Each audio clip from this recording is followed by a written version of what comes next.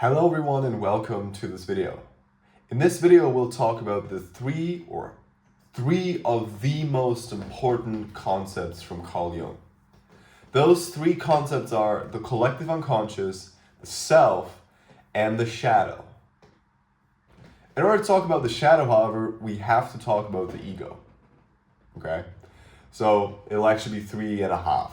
But there's also a bonus. So at the end of the video, after talking about the shadow and in conjunction with that, the ego a little bit, we'll talk about the complexes, which I think are the most, probably the least explored concept of Jungian psychoanalysis, but one of the most important for sure. So stick around to the end. If you're new to the channel, by the way, consider to subscribe and do leave a comment if you think anything in this video should be talked about in more depth, or if you think there's anything that I should look at in another light, perhaps beyond Jungian psychoanalysis. Let's get right into it. So, the collective unconscious. So, before we can talk about the collective unconscious, we have to sort of situate ourselves within the conglomerate of psychic elements that we're speaking in. So when we speak about psychology, you may sometimes think there's only one thing, right? There's only me, and what else is there to think about? Why does there have to be anything else? Well, the question you have to ask in the first place is, who are you, right? And this is a very complicated question to answer because you can't really say who you are unless you say, let's say something like, well, I am this person, I am this many years old, I like XYZ, I do XYZ, and you're already at the point of where you're like, well, okay, so how do you know that's true? Do you always only like that? Why do you like that? Do you never do something else? Like, is there, let's say, or you would consider yourself as a generally good, loving person who's caring and so on. Well, have you never hated anyone? Have you never done anything bad? Have you never done anything, let's say, even beyond bad, that you would never have ever considered yourself being able to do or fantasized about it? Why do you fantasize about it? Well, then is that still you? Who are you in general? Okay? This all that you have, let's say, that you negate or leave out when you think about yourself will be considered later when we talk about the shadow. But it highlights that there is more to you than you, right? You are, in fact, not you at all. What you think you are, what you tell me you are, is sort of an aspect of the ego. It is the story you tell about yourself that is precisely what the ego is. And then even more specifically, it's the story you tell me about yourself. So it is, if you will, a kind of persona a mask that you put on when you speak to me in a very particular social situation. If you're interested in the persona, I made a video on the persona which you can find on the channel where I explore that in more depth. But so what now is this thing that we call the collective unconscious? Essentially, Jung imagines the psyche as follows. You have a bunch of complexes, which we'll talk about at the end of the video in particular. And one of those complexes is the ego complex. The ego complex is the central complex which dictates the interpretation of all other complexes. Now, at the core of each of these complexes lies a certain structuring kernel that determines what can be included in the complexes and what can't. This is where the metaphor gets a little limited because how can the kernel determine the whole? But anyways, it's a metaphor. I always like to imagine this in another metaphoric framework as shelves or compartments on a shelf. So you have those compartments behind me in which books can be structured. And this is sort of the function of the kernels, the function of that which acts as trajectories along which certain complexes can unfold. Now, these trajectories are precisely what Jung thinks about as archetypes.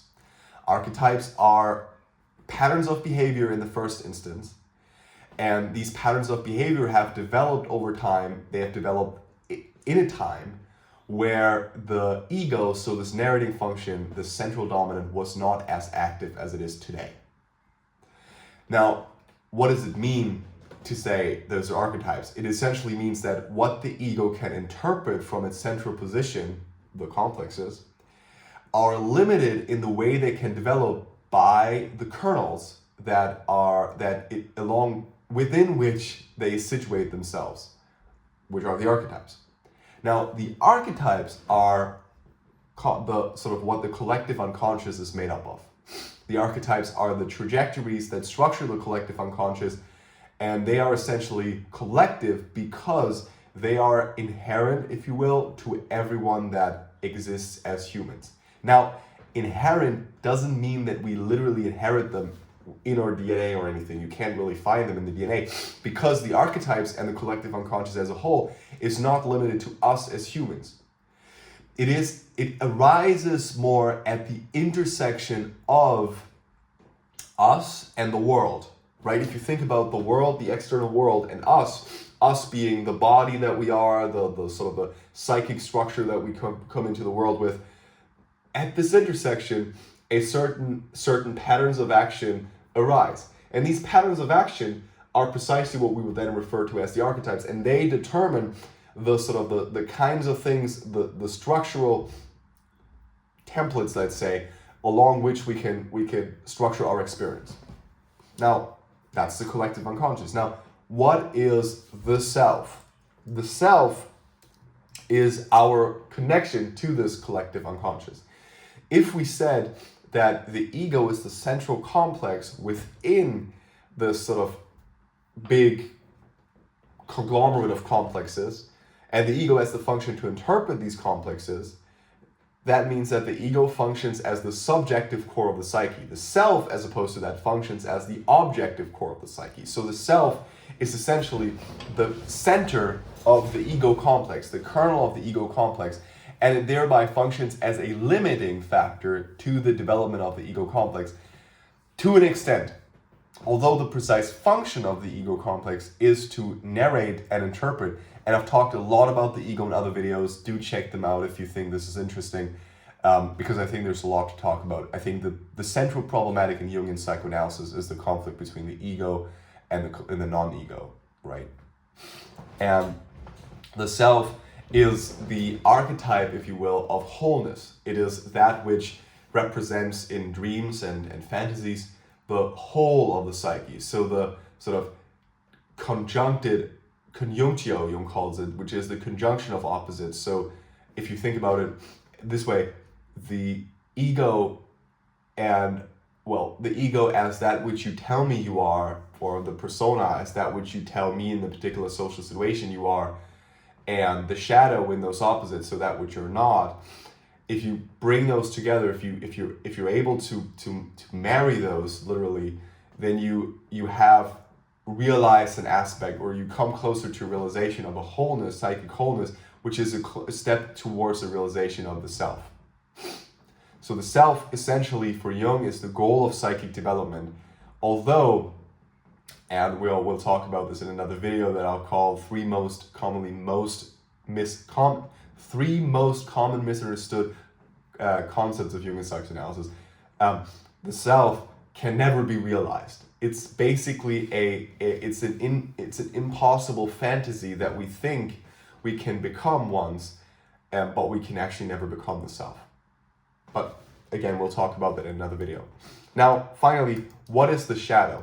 The shadow, I've already preluded it a lot, is precisely that which you will not tell me when we have a conversation. You tell me who you are, right? Now, it goes further than that. The shadow is that which you do not know which you are, that which you repress. It is sort of the collection of repressed fantasies, memories, and tendencies on two levels. On the one hand, on the level of the individual, so on your level. So let's say you've once had a fantasy that you would have sex with a sibling of yours.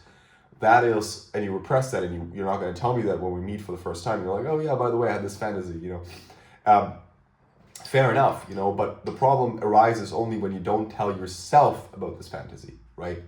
Now, the shadow reaches down, Jung says this famously, the shadow reaches down all the way to hell, which is essentially hell being a place where all the sins, all the evils of humanity as a whole prevail, right? And the shadow thus connects you to this human suffering as a whole, suffering caused in part and whole by humans themselves.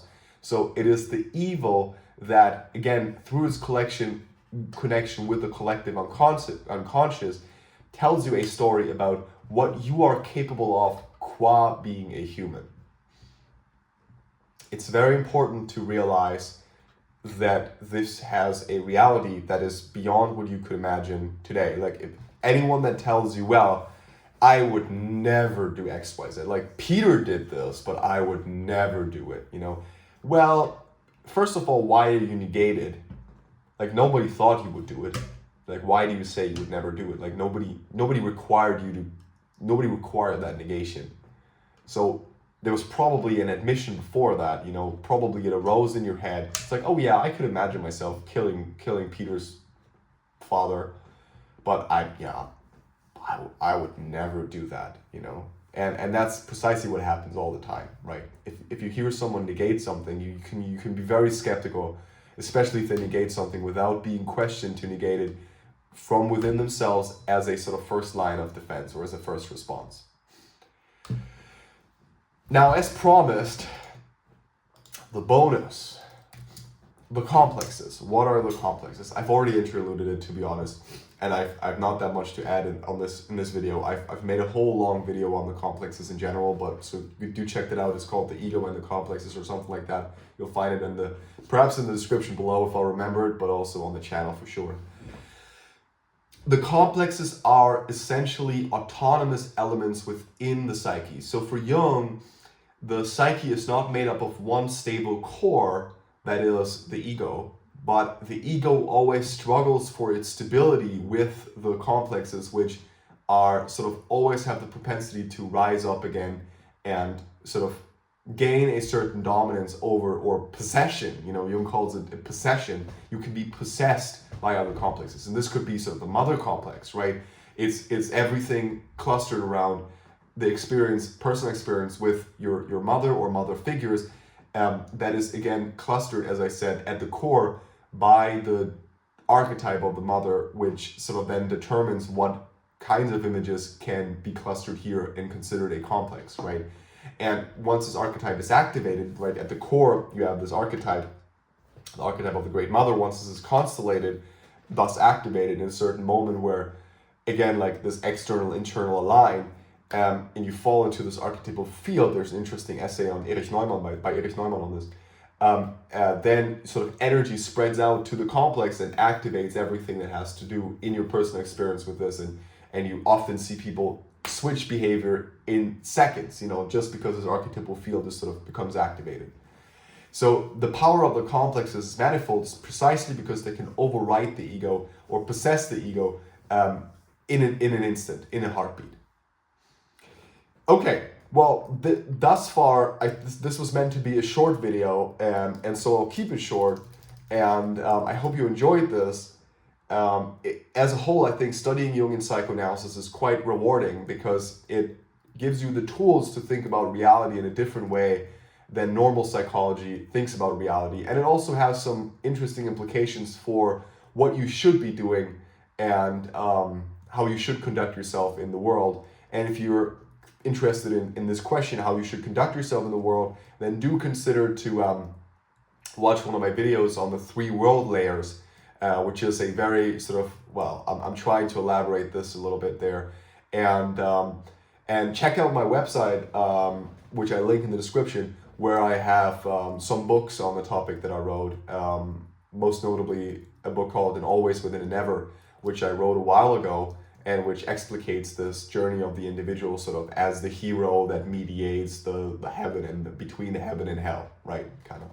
All right, thanks a lot, and I'll be curious to hear what you think in the comments, and thanks for joining us again today.